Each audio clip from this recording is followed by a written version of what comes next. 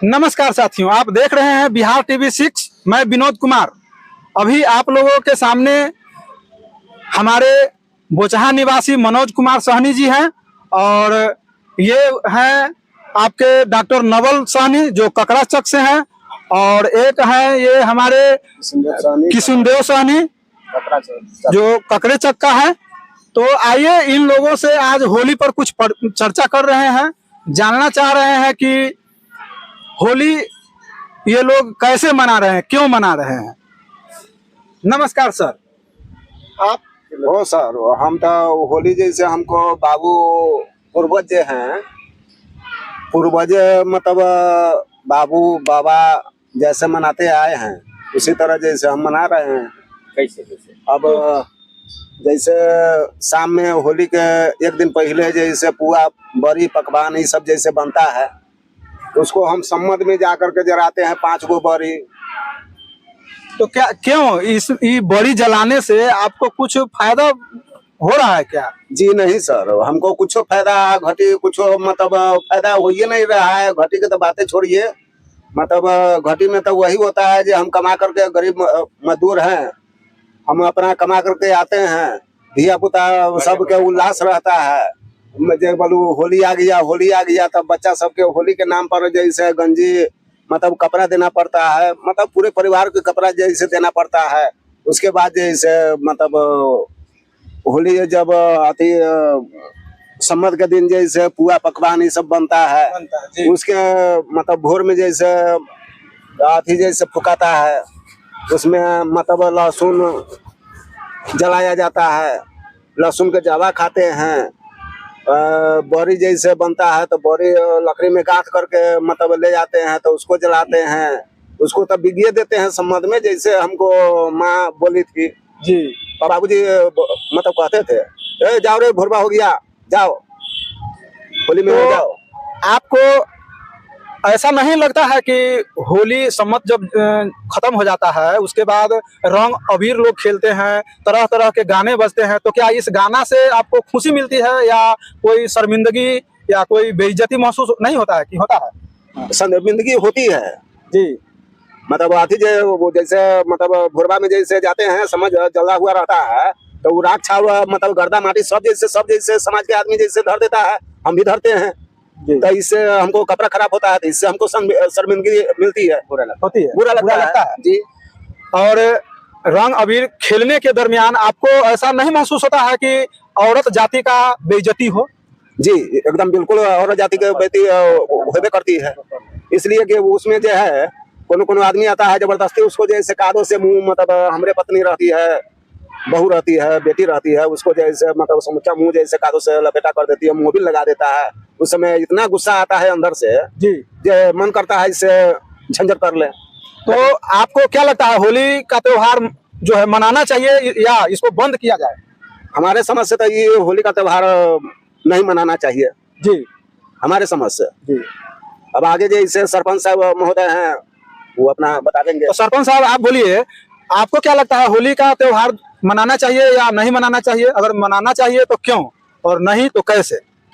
बहुत बहुत धन्यवाद। होली शब्द ही षड्यंत्रपूर्ण शब्द है जी। अब हमारे ग्रामीण बतलाए हैं कि इसे सम्मत, होली से पहले सम्मत जलाया जाता है जी, जिसमें पुआ पकवान चढ़ा करके उसमें भी फेंका जाता है, और उसके बाद राख वगैरह सब, कीचड़ वगैरह सब एक दूसरा पर छीटा जाता है, जिसमें कई आदमी आँख की बीमारी से मतलब किसी ग्रसित भी हो जाते हैं। और उसके उपरांत भी एक बात और बोले हैं कि इसे महिला समूह इसमें बेइज्जती का शिकार हो जाती है। ये तो लमसम हर समाज में ऐसा बीमारी है। इस हिसाब से अगर सोचने पर देखिए तो होली एक अश्लीलता फैलाने का त्योहार है जी, और त्योहार को ही ले लीजिए, त्योहार जी, यानी कि तुम्हारी हार, जी, और हार में भी अश्लीलतापूर्ण है। तो इसके पीछे भी अगर हमारे ही समाज के हैं, आदि काल में पूर्व काल में हमारा समाज के लोगों को पढ़ने लिखने का अधिकार नहीं था जी। जिस कारण हमारा समाज अपने पूर्वजों के इतिहास से वंचित है, जानने से वंचित है। जी और होली जिसके जो थोपा गया है, ये चिंता की बात है। और हमारा समाज अंधविश्वास के कारण रूढ़िवादी परंपरा को निभाया गया है। सांकेतिक रूप से होलिका दाह का जो रस्म अदायगी किया जाता है, जिसमें हम देखते हैं कि से हमारे समाज के लोग बड़े बुजुर्ग सब इकट्ठा भी होते हैं, बच्चे, बूढ़े, नौजवान। और उसमें सम्मत में जो होलिका दाह होता है, उसमें घर की महिलाएं नहीं जाती है। क्या डॉक्टर साहब, बात बरोबर? जी बिल्कुल। हैं? और होलिका में आग लगाने वाला समाज का वही व्यक्ति आग लगाता है जिसका माता पिता का मृत्यु हो चुका रहता है। तो ऐसा परंपरा क्यों है? यही इसी पर हम आते हैं। ऐसा परंपरा को जब इतिहास, अपने पूर्वजों के इतिहास को या त्योहार के इतिहास को, कब से यह होली त्योहार संचालित हुआ है, शुरुआत हुआ है, उसको रिसर्च करने पर, अनुसंधान करने पर यह बात सब उभर करके आती है। तो इसके लिए आपको धर्म ग्रंथ का ज्ञान होना जरूरी है। जी तो ये जो है, यूं ही देखा जाए कि से जिसका कुल खानदान में जो व्यक्ति अकेला है, या तो वो आग लगावे, और नहीं तो जिनका माता पिता नहीं है वो आग लगावे। क्या डॉक्टर साहब? जी बिल्कुल। किसी ने कहा जी ये बात ना है। हाँ सम्मत में घर में कचरी, पुआ और बड़ी को लकड़ी में गांठ करके उसको समर्पित किया जाता है। जी ये परंपरा है। तो इस परंपरा को कहीं ना कहीं एक लिंक बैठा होगा जिसका रूपांतरित रूप है।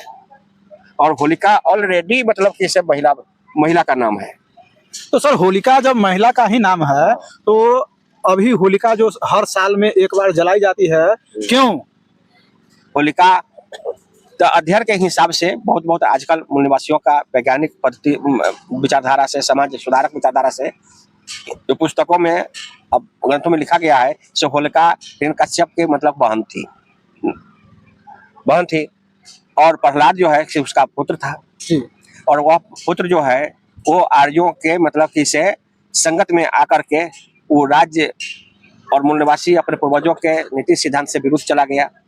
जी और उसका ही पुत्र प्रहलाद जो था, सो वह आर्यों का मतलब कि से चमचा था, बन गया। यह बात जो है सो वहाँ हमारे मूल निवासी उस समय प्रजा को और राजा को पसंद नहीं आया, जिस कारण जो पुराण में दर्ज है, प्रहलाद को राजा के हैसियत से, न्याय के द्वारा उसको दंडित भी किया गया।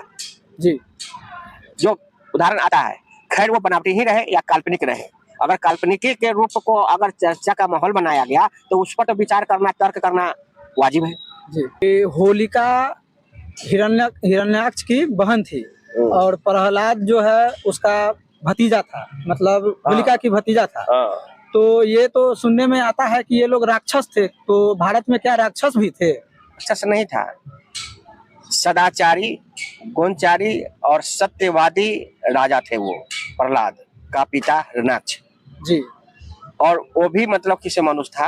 राक्षस का शब्द ही रक्षक होता है। वह अपने प्रजा को इतना रक्षा करता था कि इसे कल्पना से परे है। एक एक प्रजा, एक एक वहाँ का जनता मतलब किसी खुशहाल स्थिति में था। और आर्य लोग उसके राज्य को हड़पना चाहते थे। जी। और इस कारण, इस उद्देश्य से प्रहलाद से वो मतलब किसी को दिग्भ्रमित किया।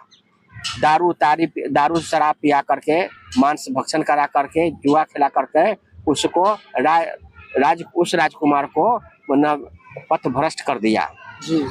यह चीज राजा को नागवार गुजरा, इसलिए उसको सजा दे रहे थे। वह राक्षस नहीं था, वह हम लोगों के जैसे मानव था, मानव हितकारी था, मानवतावादी था, सत्यवादी था। यह प्रमाण है। तो कहने का मतलब है कि साल में एक बार होलिका दहन जो होता है, ऐसा नहीं करना चाहिए लोगों को? नहीं करना चाहिए, नहीं करना तो नहीं चाहिए, लेकिन लोग कर रहे हैं, अंधविश्वास के कारण कर रहे हैं, अपने पूर्वजों के इतिहास को न जानने के कारण कर रहे हैं। अगर बहुजन जो मना रहे हैं होलिका दाह में, आज तक कोई ब्राह्मण नहीं जाता है। जी। उसको डर है, ऐतिहासिक डर है।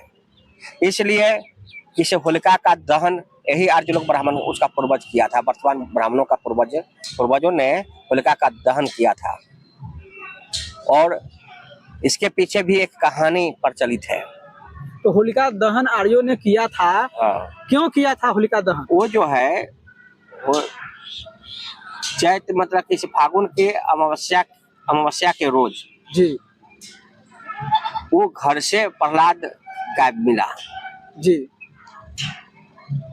और उसके 4 रोज के बाद होलिका राजकुमारी थी, उसकी शादी होने वाला था जी और अपने भतीजा से होलिका को बहुत स्नेह प्यार था जी ताकि से हम अपने भतीजा को खाना सुंदर से खिला दें, काहे कि से कुछ दिन के बाद तो हम चले जाएंगे। तो अपने हाथों से होलिका वही बड़ी पुआ कचरी वगैरह सब बना करके उसको खाना खिलाने के वास्ते जी अपनी महल से दूर मतलब से चली गई जी खाना लेकर के। जी तो वहां पर मतलब कि से शरारती आर्य लोग ने देखा कि से राजकुमारी महल से बाहर निकल गई है, वो अति सुंदर है, विलक्षणधारी है, देखता था। सभी ने और इसको प्रहलाद को पहले ही से दारू पिला करके नशा में चूर कर दिया जी और वहां पर उसी तरह लेटा हुआ था और इधर पर होलिका अकेले पड़ गई।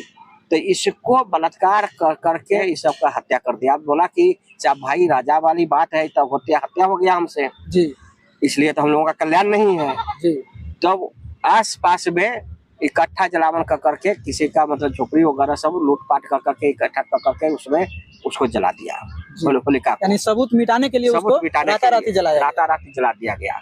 बीच में जब खोजी हुआ होलिका को राजाओं के द्वारा, गुप्तचरों के द्वारा पता लगाते लगाते वो ब्राह्मणों को मतलब किसे पकड़ा गया और राजदंड में मतलब कि सही हुआ बात।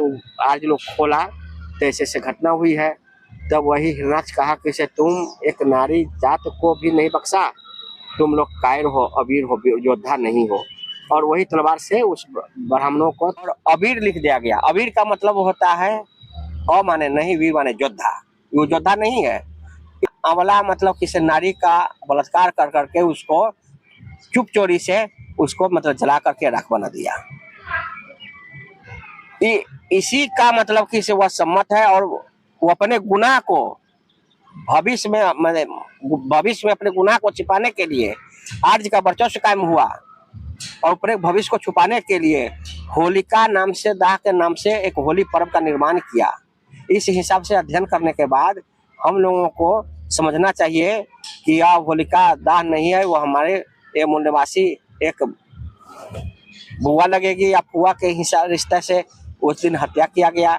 सदाहत का मनाना चाहिए।